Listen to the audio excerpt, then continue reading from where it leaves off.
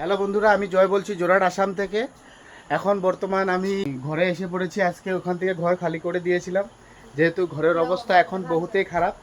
তো বর্তমান এখানে থাকতে থাকতে অল্প অল্প করে টুকটাক করে সিজিল করা যাবে, যেহেতু এখন আমরা আসছি ঘরে। তো আমার ওয়াইফ এখন আমার দাদার ছেলেকে খাওয়াইয়ে দিচ্ছে, কেন কি 1 মাস পরে পেয়েছে তার জন্য। তো যেহেতু আমার মা বাবা এই রুমটার মধ্যে ছিল, তো চলে দেখবে। বর্তমান মা আর আজকে নেই, মারা গেছে দিদির বাড়িতে। মাকে রেখে আসছিলাম, যেহেতু দিনের বেলা জিনিসপত্র আনার কথা আনছিলাম, তার জন্য আমি বহুত মানে কষ্ট হয়েছে, তার জন্য আমি বস্তু সস্তু আনতে পারিনি। যেহেতু আজকে মাও নেই, আজকে বাবাও নেই, সব দিদির বাড়িতে। যেহেতু এরকম করে বর্তমান সুন্দর সুন্দর মানে কি যেমনে তেমনি করে সাজিয়ে রেখেছে, যেহেতু ঘরটা অনেক মানে নোংরা নোংরা, মানে কি যে দেখতে পাচ্ছেন মাটির, যেহেতু ওইদিকে ওইদিকে খাদ্যা খুদ্দা আছে, মানে যেহেতু বর্তমান এরকম করেই আছে।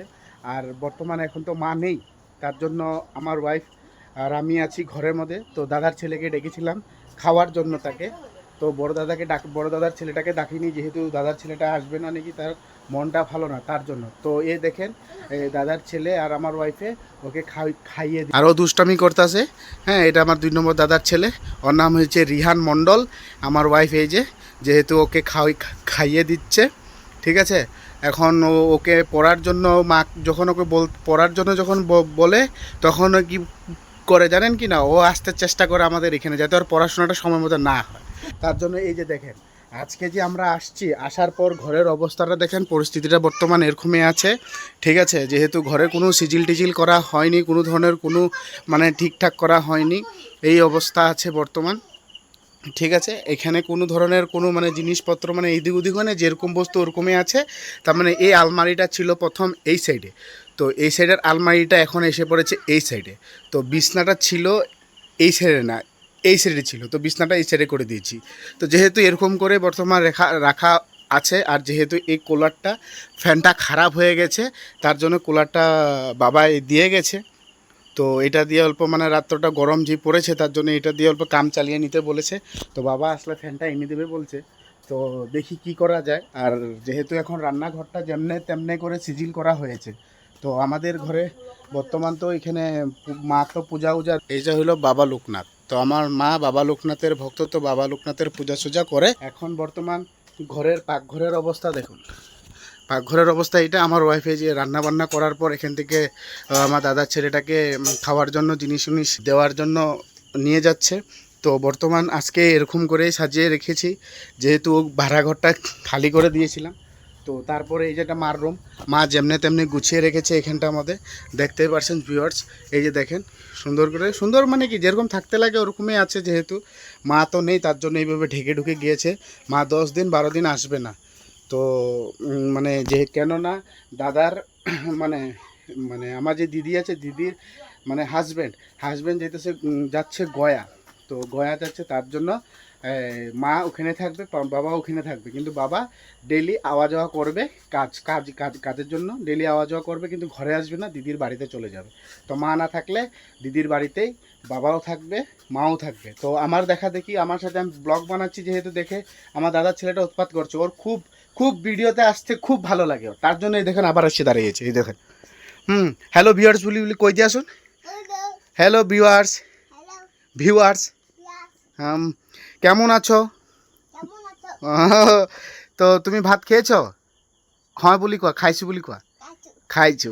তো দেখতে পাচ্ছেন ও দুষ্টামি করে, যেহেতু ওই আমার এখন ওকে কুলে নিচ্ছি, দাঁড়ান। তো দেখতেই পাচ্ছেন ও মানে কি, আমি ভিডিও বানালে মানে আমি সকালবেলা যখন ব্লগ মানে যখন আমি ব্লগ বানিয়ে মানে ভিডিও আপলোড করি, সকাল সকাল ওর মার মোবাইল থেকে আমার ভিডিও দেখে। আর কোনো সময় সকালবেলা যখন ঘরে আসি, তখন ও বলে কাকা তোমার ভিডিও পেয়েছিলাম, ভিডিও দেখছিলাম। আমাকে ভালো কথা, ভালো করে দেখবে, কমেন্ট করবে, ওকে বলছি। আর হয়তো কী কমেন্ট করবে, এন্টারটেনমেন্ট সব এন্টারটেনমেন্ট। আর যেহেতু এখন মারা তো নেই, তো মা বলে গেছে যে ওকে ঘরে আনতে, তো ঘরে এনে অল্প খাওয়া দাওয়া মানে করার জন্য, মানে যেহেতু তার জন্য। তো এখন বর্তমান ঘরে কেউ নেই, ঘর ফাঁকা পুরা। তো আমি ভাবছিলাম আজকে আসছিলাম যখন, যেহেতু বাবা থাকবে মা থাকবে, কিন্তু না, সেটা হয়নি। তার জন্য মানে কি হয়েছে, এখন ঘরে আমরা দুজনেই থাকবো আজকে। কিছু না, আগে পিছু এরকম ছিলাম। তো দুঃখ করে কোনো লাভ নেই, মা আর বাবা তো এসেই পড়বে। ওরা দুইটা উৎপাত করছে, এটা আমার ওয়াইফ আর এই যে পলিটা। তো এরা দুইটা যখন একসাথে থাকে তখন মানে দুটোটা এ এরে ছাড়ে না, হে এরে ছাড়ে না, মানে এরকম পুরা দুষ্টামি। এটা আমার সোনার টুকরা। এটা এরকম দুষ্টামি, মানে বাম্পার দুষ্টামি করে ওরা, তা কোনো কিছু না। তো কাকি কাকি বলে ডাকতে থাকেও তার জন্য। আর যেহেতু এখন আপনারা খাওয়া দাওয়া করেছেন কিনা, আমাকে কমেন্ট করে জানাবেন প্লিজ। আর আপনারা আমাকে সোশ্যাল মিডিয়ায় সাপোর্ট করেন, আর সাপোর্ট করলে আমি মানে নতুন নতুন করে কিছু কিছু জিনিস দেখাতে দিতে পারবো, ভিডিও বানাতে পারবো, যাতে আমার মোটিভেশনটা আরও বেড়ে যায়। আমি যে ভাড়া ঘরে ছিলাম, তো ভাড়া ঘরের থেকে এখানে আসার পর আমার মনটা উত্তেজিত, মানে আমার খুব ভালো লাগছে। যেহেতু কেননা অন্যের বাড়িতে থাকতে কীরকম করবো, কিন্তু নিজের বাড়ি যেরকমই হোক, ভাঙা টাঙা যেরকমই হোক, মানে যাই হোক নিজেরই, তার জন্য মানে কি হয় আমার মনটা আজকে ভালো। কিন্তু মারা থাকলে, বাবারা থাকলে আরও ভালো লাগতো, কিন্তু মারা বাবারা নাই, তো মনের উপর দুঃখ, কিন্তু কিছু না। তো কালকে আমার অল্প ব্যাংকে কাজ আছে, তো ব্যাংকে আমার গিয়ে কাজটা থেকে মার সাথে আবার দেখা হবে। তো চলুন, আমিও অল্প করে খাওয়া দাওয়া করে, কালকে আমার দোকান যেতেও পারি নাও যেতে পারি, তো দোকান যাওয়া হবে না যেহেতু আমার ব্যাংকে কাজ আছে। তো চলুন, আপনারা খাওয়া দাওয়া করবেন, আপনারা ভালো থাকবেন, সুস্থ থাকবেন, আমার লাইক শেয়ার কমেন্ট করবেন, সাবস্ক্রাইবও করবেন। তো চলুন, বাই, গুড নাইট।